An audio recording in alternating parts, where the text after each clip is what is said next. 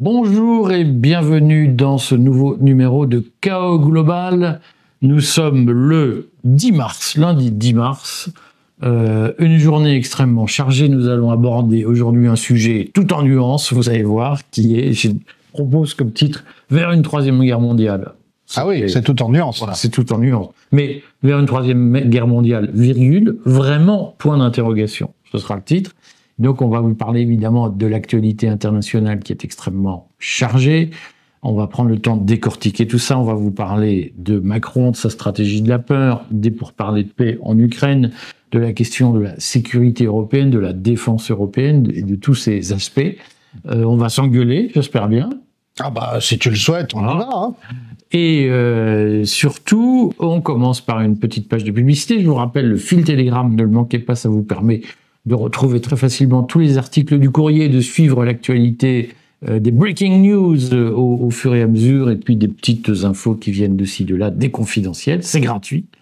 Et puis on en profite pour dire que nous sommes dans une journée chargée en termes d'actualité internationale. Bien entendu, il y a ce krach financier qui menace, dont j'ai commencé à vous parler hier, et qui a...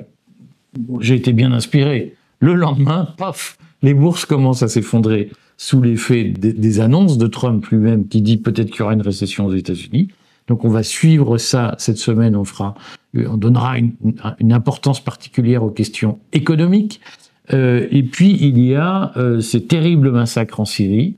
Le pouvoir syrien qu'on nous a présenté comme libérateur après Bachar el-Assad, qui était le monstre absolu. Bien, je crois qu'il y a au moins 800 civils alaouites tués en Syrie ce week-end. Peut-être même plus. Tu peux nous en dire peut-être 3 mots? Oui, alors, je ferai un article ce soir. J'ai eu un entretien téléphonique avec la mère supérieure du monastère de Mahaloula, qui est à 90 km à peu près au nord de Damas. Alors c'est escarpé, c'est sur une sorte de plateau.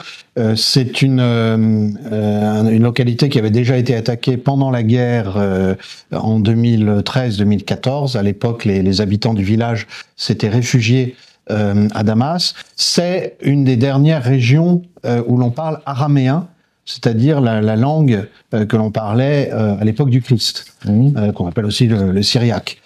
Et donc la mère supérieure, qui est une carmélite d'origine, mais qui aujourd'hui dirige une communauté internationale de rite oriental, a bien voulu répondre à mes questions. Elle m'a confirmé les massacres. Elle pense que ça va jusqu'à plusieurs milliers même. Pour l'instant, me dit-elle, ce sont les Alaouites, mais les terroristes qui sont à l'origine de ces massacres ont dit les chrétiens, vous êtes les prochains. Elle me dit que ça se passe plutôt à 100-200 km de là où elle est, mais elle a quand même alerté hier l'opinion mondiale. Il y a eu d'ailleurs un post sur X de l'ancien Premier ministre François Fillon. Il y a eu aussi un message un peu gêné de Marco Rubio, le secrétaire d'État aux affaires étrangères, enfin secrétaire d'État américain, pour dire que oui, c'était pas bien et qu'il fallait protéger toutes les minorités en Syrie. En fait, comme me l'a expliqué cette religieuse, les Américains eux-mêmes sont coincés par le jeu international qui fait qu'on a mis en place un nouveau gouvernement, mais que ce gouvernement, on ne le maîtrise pas.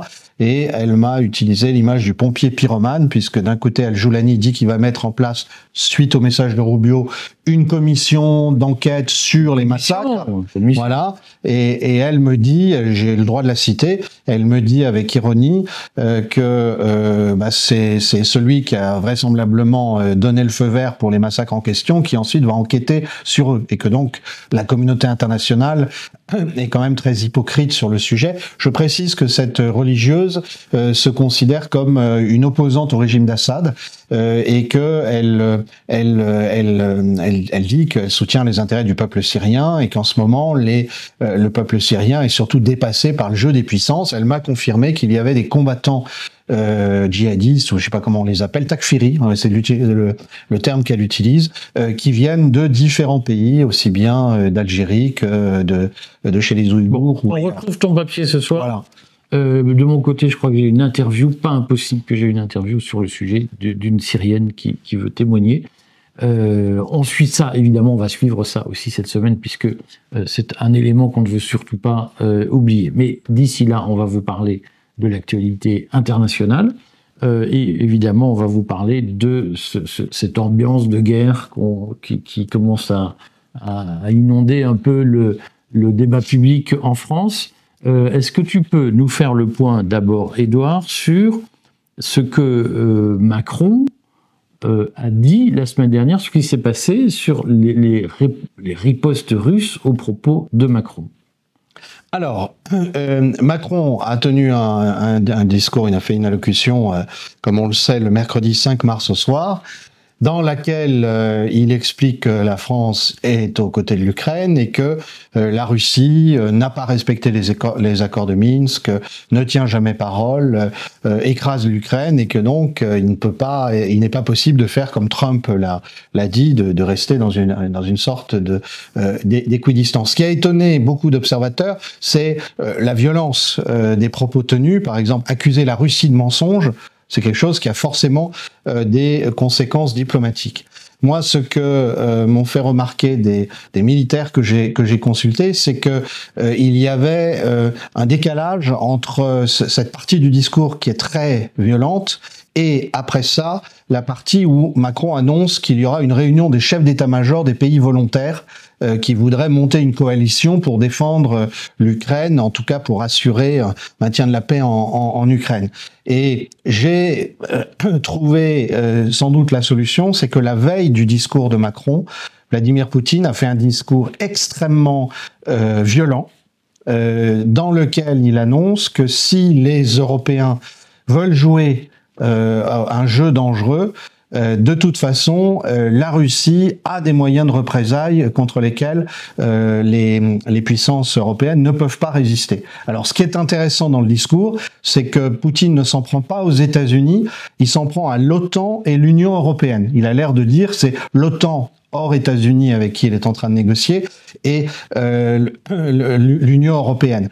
Et moi, l'hypothèse que j'ai formulée dans un article vendredi, après en avoir discuté avec des militaires, des experts, eh bien, c'est que Macron a édulcoré ce qu'il avait l'intention de dire parce que le discours de Poutine a fait son impression. Alors, est-ce que ça signifie que, si je te suis, aujourd'hui, on est dans une situation où, au fond, il y a une confrontation diplomatique extrêmement directe entre la Russie et la France, où la Russie dit n'imaginez pas que vous allez pouvoir soutenir l'Ukraine contre nous. Voilà, alors c'est la Russie d'une part, et en face, c'est la France et la Grande-Bretagne. Avec cette différence, c'est que l'arme nucléaire britannique, elle est sous contrôle américain. Elle est sous clé américaine. Alors que, on sait, dans le cas de la France, et d'ailleurs Macron s'en est vanté, la France a son indépendance en termes d'utilisation de l'arme nucléaire. Et donc, j'en profite pour dire que mercredi prochain, ce mercredi là, qui vient, a priori on fait une émission avec des spécialistes militaires, on aura l'occasion de parler de l'indépendance de l'armement européen par rapport aux États-Unis. Est-ce qu'on peut réellement s'émanciper des États-Unis, qui me paraît être le vrai sujet. Excuse-moi, je t'ai coupé. Non. Et donc, effectivement, je confirme, j'ai cité en entier le discours de Poutine. Enfin, c'est une intervention, en fait, c'est même pas un discours, c'est une intervention dans le cadre d'une rencontre qu'il avait au Kremlin, et il consacre quelques minutes, et lisez le Courrier des stratèges, c'est cité en intégralité à partir d'une transcription qui a été faite, puisque le discours n'a pas été mis sur le site officiel. C'est-à-dire que Poutine fait attention, il sait que ces choses-là sont très explosives, sans mauvais jeu de mots, et donc, mais malgré tout, le message a été très remarqué aux États-Unis, puisque c'est un site américain qui l'a retranscrit. Et ce discours, lisez-le, il est extrêmement violent, et il est sur le mode, de toute façon, la Russie survivra toujours à l'apocalypse si vous essayez de jouer à ce jeu-là.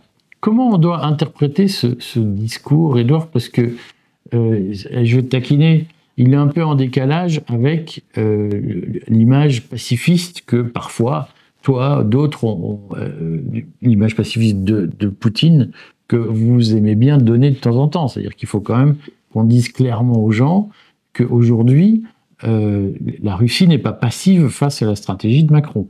Ah oui, mais alors attention, moi je n'ai jamais donné d'image pacifiste de Poutine. J'ai dit la France et la Russie... Certains lecteurs peuvent l'avoir compris comme ça. Alors clarifions. J'ai toujours dit la France et la Russie n'ont pas de raison d'être ennemis. C'est une vieille observation que j'ai faite, que je prends d'abord dans les Mémoires d'outre-tombe de Chateaubriand, qui est le grand inspirateur du général de Gaulle sur ce sujet. Et au-delà de ça, la Russie peut être extrêmement violente et brutale quand elle considère que ses intérêts sont attaqués. Et en l'occurrence, on a eu des épisodes pendant la guerre d'Ukraine. Par exemple, pour donner un autre exemple, au mois d'août dernier, il y avait un plan d'attentat ukrainien contre Poutine lors des manœuvres navales de Saint-Pétersbourg, qui a été déjoué par les services russes, et il s'en est suivi un appel extrêmement brutal du ministre de la Défense russe à son homologue américain, puisque évidemment un attentat de ce type n'aurait pu se faire qu'avec une aide logistique américaine, pour signaler que la fois suivante il n'y aurait pas d'avertissement, c'est-à-dire qu'il y aurait vraisemblablement des missiles hypersoniques sur une cible américaine. Donc, au contraire, il faut bien comprendre les choses. C'est-à-dire que il faut bien comprendre que moi, le point de vue que j'ai en ce moment, c'est que Macron n'a pas conscience de ce à quoi il s'affronte. C'est-à-dire que si la France veut se mettre en position d'affronter la Russie, encore faut-il se demander si nous sommes capables de tenir dans l'épreuve de force. Et il faut en tirer des conclusions. Et effectivement, ce que dit Poutine implicitement, mais tout le monde comprend ce que c'est après le lancement de l'Oreshnik le 21 novembre dernier, c'est-à-dire ce missile hypersonique à tête multiple, non nucléaire, qui n'était pas nucléaire, mais c'est que il peut y avoir une frappe de ce type sur des objectifs de pays hostiles en Europe, et implicitement, il peut y avoir aussi des têtes nucléaires sur ce type de missile. Donc aujourd'hui, la question que notre camarade Emmanuel Macron pose, c'est: faut-il mourir pour Kiev? Oui, alors la question, pour moi, elle est de comprendre pourquoi Emmanuel Macron, qui au début de la guerre avait voulu jouer les intermédiaires et semblait penser que l'OTAN allait trop loin et était trop agressive, est aujourd'hui à la pointe de l'agressivité, à un moment où les États-Unis, eux, ont l'air plutôt de vouloir négocier. Est-ce qu'on a une explication de cette montée en puissance, j'allais dire, de Macron? Alors, il y a une explication immédiate de politique intérieure, c'est que ça lui permet d'exister à nouveau. D'ailleurs, il a repris quelques points, nous dit-on, dans les sondages.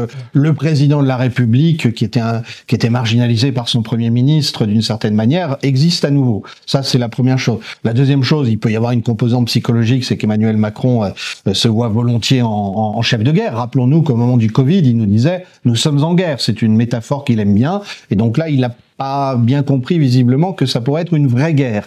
Le troisième aspect, je crois, c'est qu'il y a un profond désarroi au moment où les États-Unis eux-mêmes ont une stratégie vis-à-vis de la Russie et de l'Ukraine qui est en partie illisible. Alors moi, ce que je voudrais qu'on éclaire bien, parce que c'est un point, je le lis dans les commentaires, les remarques, c'est un point qui n'est pas clair dans la tête des gens.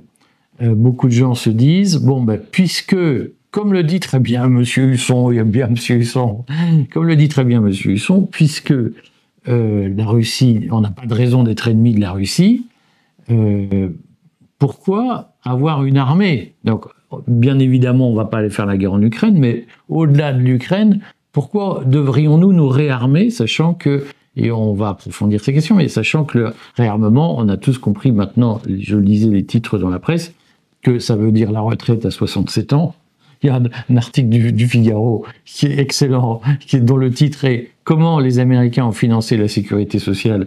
où le Figaro explique, à juste titre, que le fait que le bouclier américain, d'une façon ou d'une autre, profite à la France, nous a permis de désinvestir dans l'armée pour développer nos dépenses sociales. Je sais que c'est un sujet qui rend les gens complètement hystériques. Ah, c'est ça, vous voulez encore taper sur les dépenses sociales parce que vous méprisez les Français.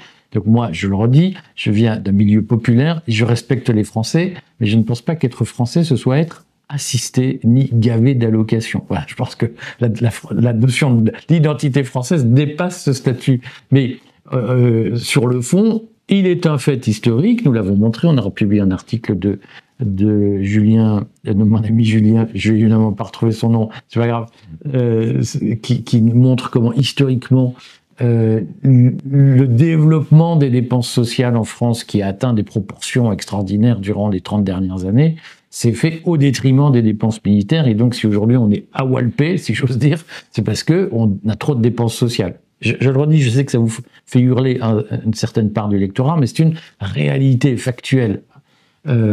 Et le Figaro commence avec les Échos à faire campagne en disant de toute façon on ne pourra plus. Le président du corps, Gilles Berset, du Conseil d'orientation des retraites, a expliqué que la concertation sur la retraite à moins de 64 ans n'avait plus de sens, puisque de toute façon la seule réalité c'est que pour financer le réarmement, il allait falloir taper dans les dépenses sociales, c'est-à-dire relever l'âge de la retraite. Dans tout cet ensemble, est-ce qu'on peut imaginer que Macron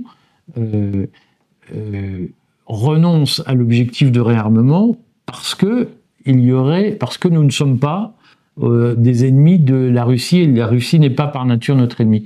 Est-ce que on peut préciser ça? C'est-à-dire, est-ce que le fait qu'on ne se mêle pas de la guerre en Ukraine, que la guerre en Ukraine ne soit pas notre guerre, implique, nous dispense d'un effort de réarmement pour protéger les dépenses sociales? C'est une bonne occasion de préciser mon propre raisonnement pour qu'il n'y ait pas de malentendu. Précisément, si nous voulons être crédibles sur une position qui serait une position d'équidistance dans tel ou tel conflit, il faut que nous soyons bien armés, puisque sinon on sera mis sous pression. D'ailleurs, la meilleure preuve, c'est que Macron, quand il a eu des velléités, quand il a dit l'OTAN c'est un encéphalogramme plat, et quand il a et toutes ces choses-là, et il a tout de suite été mis sous pression. Et la vérité, c'est que notre armée, qui a été largement dépouillée par les décisions budgétaires des 30 dernières années, eh bien, elle n'est plus complètement crédible. On a une armée avec des troupes d'élite, et on a d'autre part une force de dissuasion nucléaire qui est relativement à jour, mais qui est réduite et qui est fragile dans la mesure où elle peut être neutralisée, par exemple, par des frappes hypersoniques russes d'emblée. Voilà. Donc, qu'il n'y ait pas de malentendu, c'est bien de le préciser aujourd'hui. Oui, parce que les gens mélangent, non, mais les Russes sont nos amis, comme le dit très bien Édouard Huchon. Donc, pourquoi avoir une armée? Il n'y a plus de menace qui... Alors d'abord, si nous avons un gouvernement qui antagonise les Russes ne seront plus nos amis. Donc, il faut faire attention à ça. Mais, dans l'absolu, quelle que soit la position que la France veut défendre, il faut qu'elle ait une armée digne de ce nom et capable aujourd'hui de couvrir toute la gamme des drones jusqu'aux armes hypersoniques. Et pour ça, ça va demander un rude effort. D'ailleurs, le colonel Hogar a dit dans une interview la semaine dernière, ça va prendre 10 ans. Ça va prendre 10 ans. Bon. Et j'imagine qu'au fond de lui-même, il est inquiet et qu'il se dit ça pourrait même prendre plus. Voilà, donc, mais c'est au moins 10 ans. Donc, bien sûr, c'est tout à fait... Et puis, encore une fois, si la France veut peser de manière indépendante, il faut qu'elle ait une armée qui soit respectée. On n'a pas le choix. Alors, là-dessus, tu serais président de la République, confronté à 68 000... ce que je souhaite. Je voterai pour toi, je te soutiens. Voilà, j'aurai au moins une voix. Tu serais confronté à 68 millions de Français qui sont convaincus que on peut tout à fait, qui vous disent mais où passe le pognon, et qui ne sont pas majoritairement, c'est une réalité, là aussi tout le monde n'est pas comme ça, mais les lecteurs du Courrier sont plus lucides, mais les abonnés surtout payants. Je rappelle que vous pouvez vous abonner au Courrier. Le Courrier, c'est pas seulement une émission par semaine. J'ai vu ça. Hein. Nous, on ne regarde que les émissions. On paye pas l'abonnement. C'est dommage. Nos abonnés payants sont plus lucides. Et ils sont mieux informés. Ils sont mieux informés. Mais donc, une majorité, beaucoup de Français, en tout cas, se disent, mais non, mais il y a qu'à prendre l'argent dans la poche des riches. De l'argent, il y en a. C'est à cause de l'évasion fiscale. C'est à cause de la fraude sociale. Qu'on n'a pas les moyens, blablabla, et il faut toucher à rien. Voilà.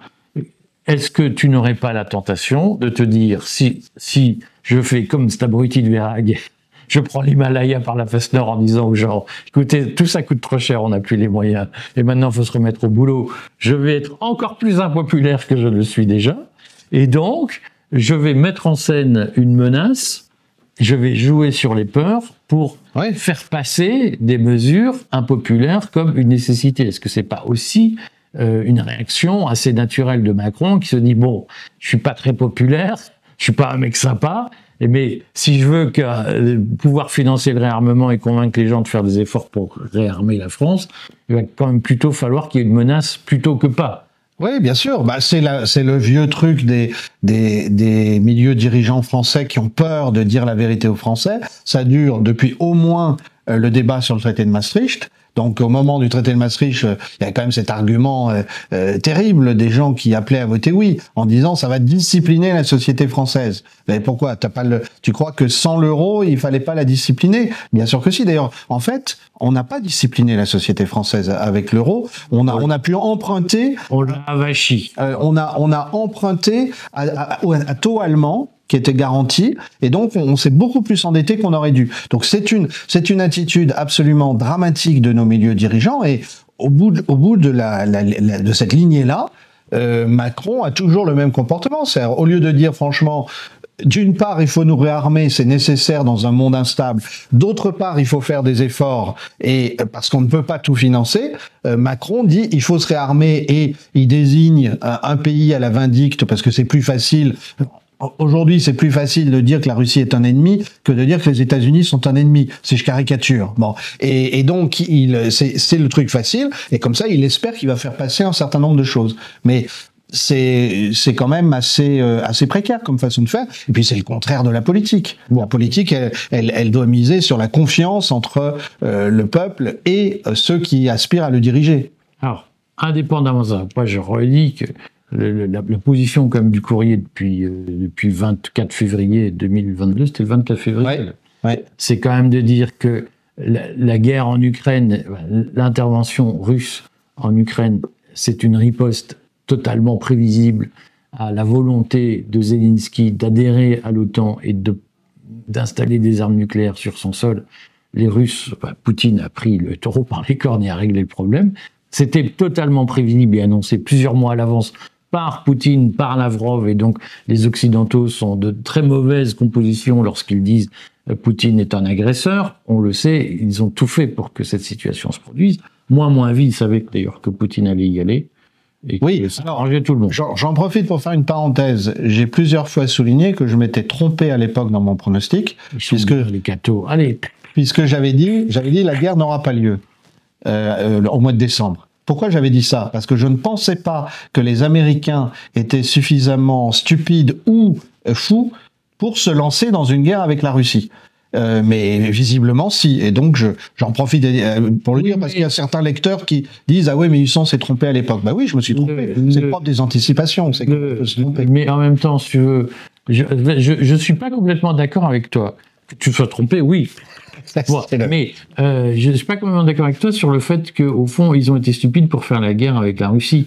Et moi, tu connais ma position de source. Mon petit doigt me dit qu'en réalité, tout ça est beaucoup moins antagonique qu'on ne le pense, qu'il y a une part de mise en scène, que d'ailleurs, Poutine a très bien joué le jeu parce qu'il est allé mollo au fond dans les forces mobilisées pour attaquer l'Ukraine, et que les Américains, eux aussi, ont fortement dosé leur soutien à l'Ukraine pour s'assurer qu'elle puisse tenir le temps de consommer des armes et de permettre le jeu des valises, où on envoie des valises de billets en Ukraine pour les aider, et une partie revient aux États-Unis. Je pense que Trump d'ailleurs va soulever ses lièvres.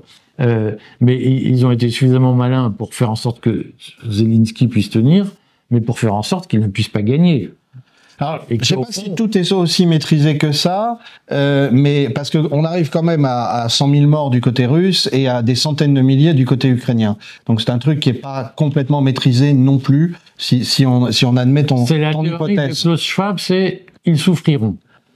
Oui, je crois malgré tout qu'il y avait une idée peut-être plus simple qui était de faire tomber le régime de Poutine à l'occasion d'une guerre. C'était ça l'intention profonde du côté américain, c'était de provoquer une révolution de couleur, et c'était l'intention des globalistes autour de Biden. Et ils ont malgré tout été surpris, d'abord par la résilience de la société russe, par le fait que les sanctions n'ont pas mordu sur l'économie russe comme ils l'avaient espéré.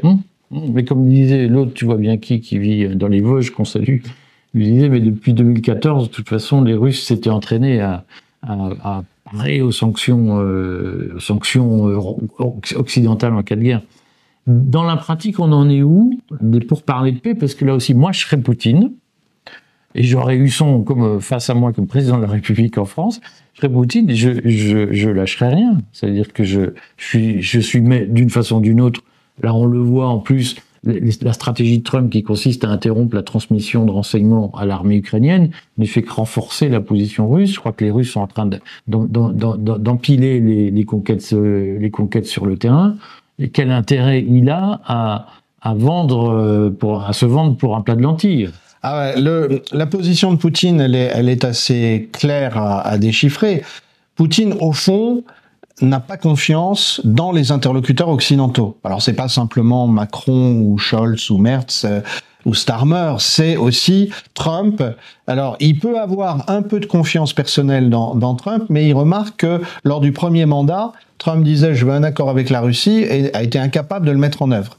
Donc l'idée de Poutine, elle est assez simple, c'est d'obtenir le maximum de garanties sur le terrain avant d'arriver à la table de négociation, puisque c'est une bonne guerre. Deuxième élément qu'il faut avoir en tête, les Russes ne veulent pas d'une négociation seulement sur l'Ukraine, ils veulent une négociation sur les enjeux de sécurité en Europe et peut-être plus globalement avec les Américains. C'est-à-dire, ils veulent, en fait, contrairement à ce que beaucoup disent, on revient pas à la paix, on revient au mécanisme de la détente après une période de guerre froide. Ce que tu as décrit à l'instant, c'était une forme de guerre froide, c'est-à-dire les Américains et les Russes ne se donnaient pas tous les coups. Et guerre tiède. Voilà. Et là, on revient au mécanisme de la détente, c'est-à-dire qu'on se parle à nouveau. Mais du côté des Russes, il y a beaucoup de méfiance, et d'autant plus, Poutine l'a dit peu après l'élection de Trump, il y a d'autant plus de méfiance que Gorbatchev, à l'époque, dans les années 80, a joué le jeu, et a donné sa parole et a cru dans la parole occidentale. Or, la parole donnée à Gorbatchev n'a jamais été respectée. Et donc, pour les Russes, c'est rédhibitoire. Donc, je crois qu'il n'a aucun intérêt à négocier trop vite. Et moi, je suis convaincu depuis le départ que les Russes veulent le contrôle d'Odessa et qu'ils veulent aussi garantir la sécurité de la Transnistrie, ce qui peut vouloir dire maîtriser la côte, effectivement, de la mer Noire. J'ajoute qu'il y a un acteur dont on ne parle pas du tout ou seulement en passant, qui sont les Britanniques, et que qui conseille Zelensky dans les pourparlers dont on va voilà.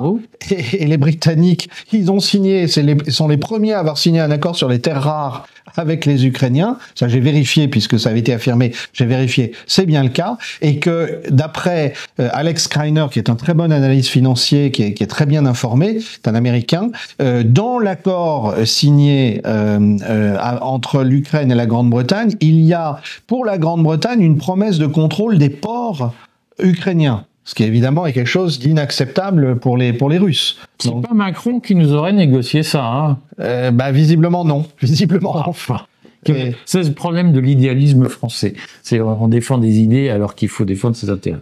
Celle-là aussi est faite. C'est pas faux. Concrètement, quand même, Édouard, tu serais Poutine. Ce qu'à Dieu ne plaise. Peut-être que ça peut arriver. Il est vieux, on va lui chercher un successeur. Tu irais jusqu'à Odessa. Je pense que l'intérêt russe, c'est de maîtriser à l'est du Dniepr. Alors, on peut imaginer qu'au nord, c'est pas vraiment nécessaire parce que la Biélorussie étant devenue une alliée ferme de la Russie désormais. Ça, on n'en parle jamais. Hein. C'est la grosse défaite des Occidentaux, c'est que la Biélorussie, qui était méfiante, est devenue une alliée pro-russe. Voilà, elle est devenue pro-russe. Bon. Donc là, il a de la tranquillité. En revanche, il a besoin de contrôler au sud, il a besoin de contrôler la mer Noire. Ça correspond à la région historique d'ailleurs de la Nouvelle-Russie. En revanche, et alors c'est peut-être important de le dire, je pense que Poutine connaît son histoire, il sait qu'il a fallu 4 ans de très durs combats pour Staline pour reprendre la Galicie orientale et l'Ukraine de l'Ouest. et en fait alors là pour le coup qui n'a jamais été une région russe, qui était une région austro-hongroise, qui était une région très anti-russe à l'issue de la Deuxième Guerre mondiale. Donc ça, je pense qu'il n'est pas intéressé pour le faire. Et encore une fois, je pense qu'il faut être prudent sur Macron nous a expliqué en gros que les Russes étaient pas loin de Paris si on laissait faire. On pourrait peut-être garder son sang-froid et comprendre quelle est la stratégie, qui est une stratégie de neutralisation de l'Ukraine, parce que effectivement, comme tu le disais au départ, Zelensky voulait l'OTAN et l'arme atomique en Ukraine, et ça, les Russes ont dit non.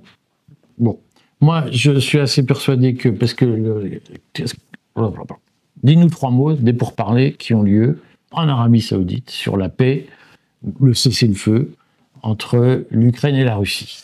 Alors, sous égide américaine. Alors, il y a effectivement la possibilité que l'Ukraine et la Russie se parlent, sauf que pour l'instant Zelensky dit non, et que les Américains ont parlé à d'autres responsables ukrainiens, comme Zaloujny par exemple, qui lui est à Londres et qui a l'air plutôt dans la main des Britanniques. Donc tout ça est très compliqué. Moi, ce que j'ai compris, c'est qu'il y a d'abord, dans un premier temps, une discussion entre les Américains et les Ukrainiens pour se mettre d'accord sur une ligne, et que ça n'a pas l'air. Zelensky est en Arabie Saoudite aujourd'hui. Voilà, pour discuter. Ça n'a pas l'air gagné. En tout cas, ça pourrait mal tourner comme à la Maison Blanche. Sauf que effectivement, un plan de Zelensky. Oui. Il a déposé un plan de cessez-le-feu, une proposition. Une proposition. Tu l'as en tête ou pas? Je l'ai pas. Non, j'ai pas regardé le détail. J'en dis 2 mots. Alors l'idée serait notamment, sera un cessez-le-feu partiel, c'est-à-dire qu'il y aurait un renoncement aux attaques par drone et par missile de part et d'autre, et pour le reste, on gèlerait la ligne de front avec environ une dizaine de kilomètres de séparation entre les 2 lignes et des troupes.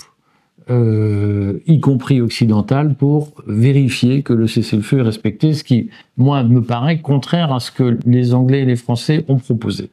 Et qui, par ailleurs, sera de toute façon refusé par les Russes. Et qui sera refusé par les Russes. Puisque les Russes ne veulent pas de troupes étrangères sur le sol ukrainien. Ils veulent une Ukraine avec une armée réduite et neutre en termes d'alliance. Alors évidemment, on comprend bien que c'est ça qui a fait démarrer la discussion très houleuse entre Zelensky et Vance lors de l'entretien à la Maison-Blanche. Voilà. Donc, on revient à ce que tu disais tout à l'heure. Les Russes vont plutôt attendre. Il y a un aspect qu'il faut avoir en tête, c'est que après 2 ans et demi de guerre, la CIA et le gouvernement Biden avaient fini par s'auto-intoxiquer. C'est-à-dire qu'à force d'écrire des communiqués pour dire que l'Ukraine avait des résultats mirifiques sur le terrain, quand Trump est arrivé, on savait plus très bien ce qu'il en était. C'est pour ça que, par exemple, il parle d'1 million de pertes russes. Alors, on a une source qui est le site Medusa, c'est un site anti-Poutine, et qui parle de 100 000 victimes russes à peu près en termes de tués. Bon, ce qui est colossal en soi. Ce qui est colossal en soi. Bon. On rappelle que la guerre du Vietnam, c'est 44 000 morts américains. Et ce que m'a dit un militaire à qui j'en ai parlé, c'est vraisemblablement la réunion, la première réunion entre les Russes et les Ukrainiens et les Américains en Arabie Saoudite a servi d'abord à une mise à jour des informations. C'est-à-dire que les Russes auraient donné un état de la situation militaire tel que eux la voient et confrontés. Et on s'aperçoit que dans les jours qui ont suivi, Trump est devenu beaucoup plus modéré sur les pertes russes, par exemple. Parce qu'il semble qu'il ait eu des éléments concrets. Donc on a cette mise à jour, et ensuite on a le fait que les Russes ne veulent pas de cessez-le-feu en Ukraine ou de paix en Ukraine s'il n'y a pas un accord sur la sécurité en Europe. Donc ça va durer. Je renvoie à l'article que j'avais fait début janvier dans le Courrier des stratèges, où je disais combien de semaines, combien de mois, combien d'années pour un accord entre Trump et Poutine. Dans la pratique, quand même, Trump est en train, puisque donc on en profitera, mais je ferai un papier tout à l'heure sur les dissensions qui commencent à apparaître dans l'équipe Trump ouvertement, avec notamment une engueulade, on va le dire comme ça, entre Marco Rubio et Elon Musk dans le bureau de Trump, et Trump a finalement arbitré en faveur de Rubio et de ses ministres contre Elon Musk. Donc ça signifie quand même que l'équipe entre les libertariens, que moi en tout cas je soutiens, et les conservateurs, c'est compliqué. Voilà. Et Trump avait annoncé des succès, enfin en tout cas une solution rapide en Ukraine, puis finalement c'est plus compliqué que ça parce que Poutine n'est pas à ses ordres. Comme a dit son négociateur, c'est vrai que nous avions promis de résoudre ça en 24 heures, mais nous n'avions pas dit quel jour. Puis il y a des journées plus longues en été qu'en hiver. Bon, donc on va voir ce que ça donne. D'ici là, il y a eu un Conseil européen dont on n'a plus énormément de temps pour parler, mais on en reparlera mercredi, je le redis, on fait une émission géostratégique avec des experts pour vous permettre d'éclairer les débats sur est-ce qu'on va vers une troisième guerre mondiale, comment on réarme et quelle doit être la place de la France dans le réarmement européen. Est-ce que je peux juste donner un chiffre, parce que je crois qu'il est important pour ceux qui nous écoutent, pour que chacun ait une représentation de ce qui s'est passé depuis 3 ans. L'OTAN a équipé une centaine de brigades ukrainiennes. C'est considérable. Hein. Donc une brigade, c'est environ 8 000, selon les cas, entre 4 000 et 8 000 hommes. Oui, on dira autour de 5 000 si je me trompe pas, mais selon les armées. En face, les Russes ont été capables d'équiper 200 brigades, ce qui explique que finalement l'armée russe l'emporte.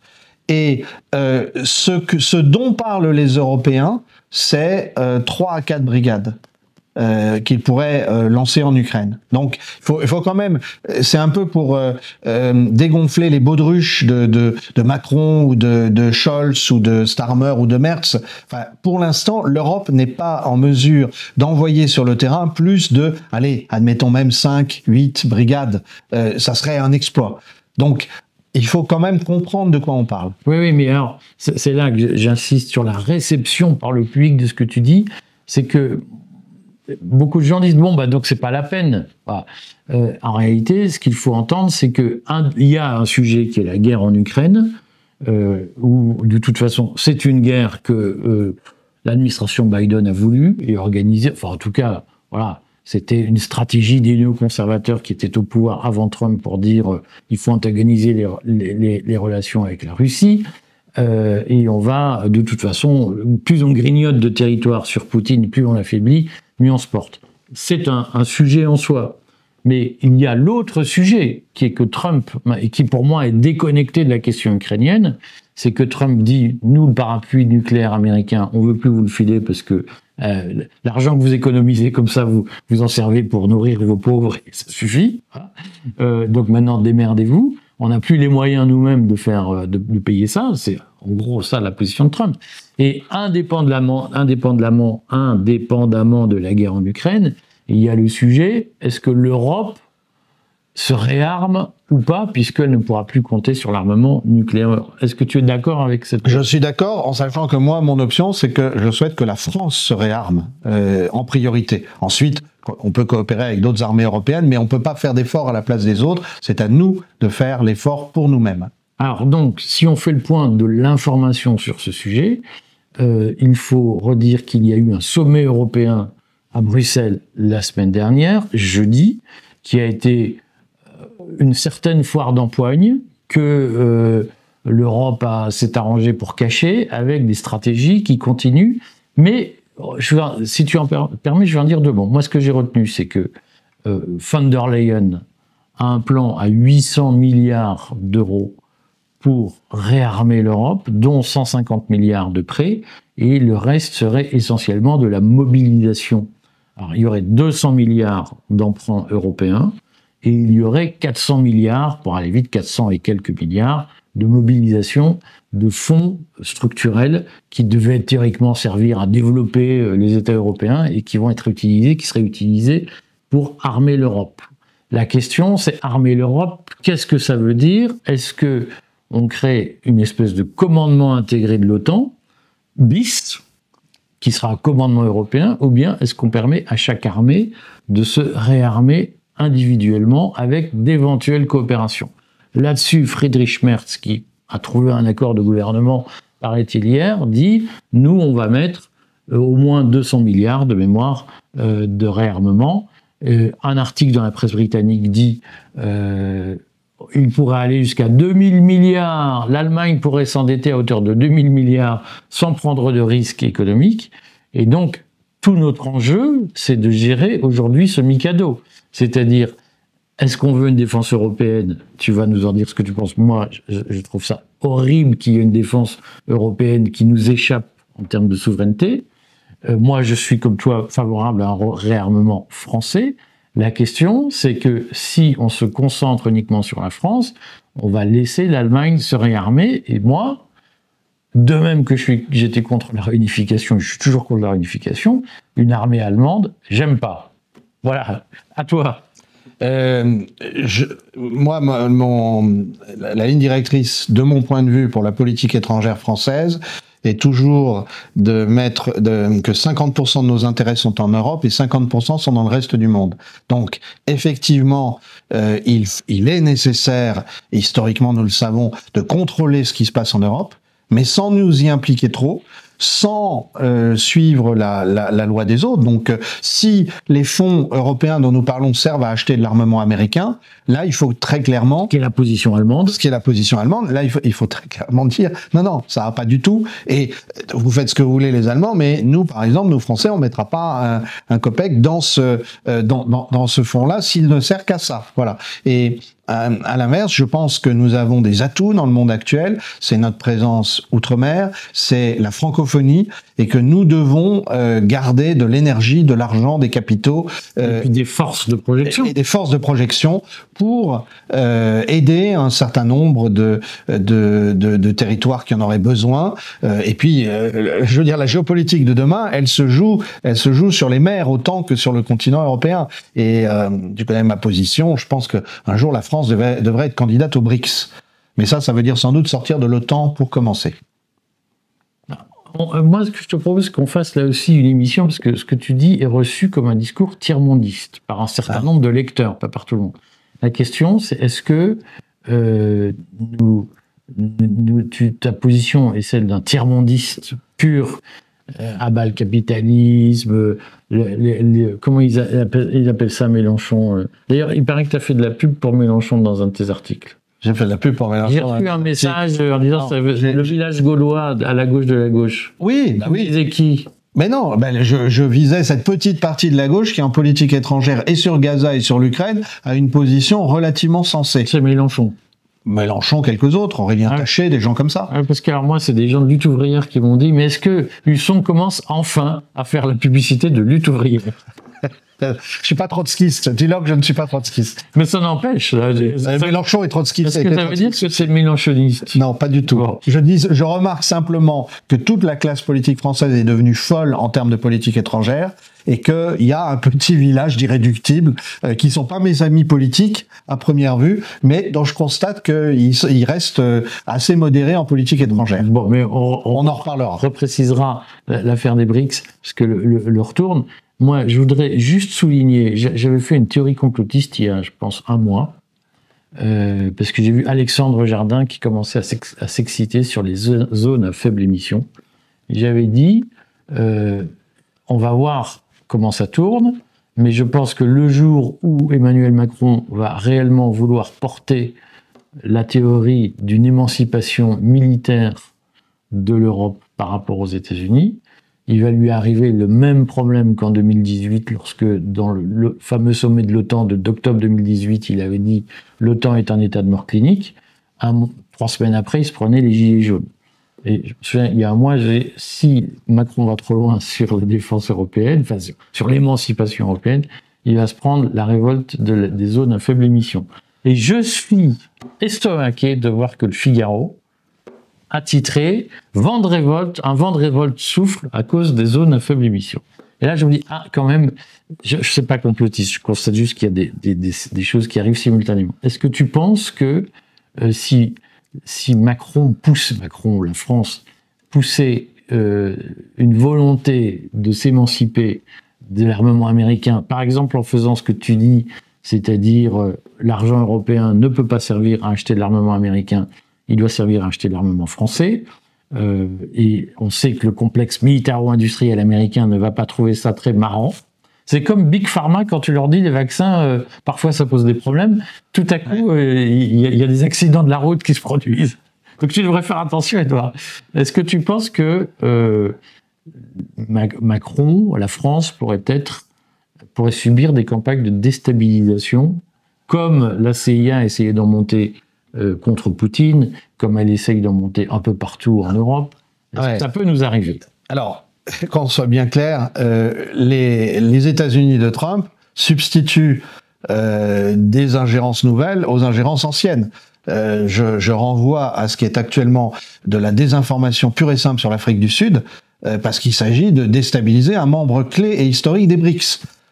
Donc, moi, je ne serais pas étonné, effectivement, qu'un président français qui reprenne le flambeau du vrai gaullisme, il soit déstabilisé. D'ailleurs, c'est un des drames que nous avons avec Emmanuel Macron, c'est que par instinct, il sent bien de temps en temps quand il y aurait des choses à faire. Le problème, c'est qu'il ne tient pas sur ces lignes-là. Par exemple, la mort cérébrale de l'OTAN, il a tenu quelques semaines. Bon, mais c'est le temps que l'Arc de Triomphe soit pris par des provocateurs qui se faisaient passer pour des gilets jaunes.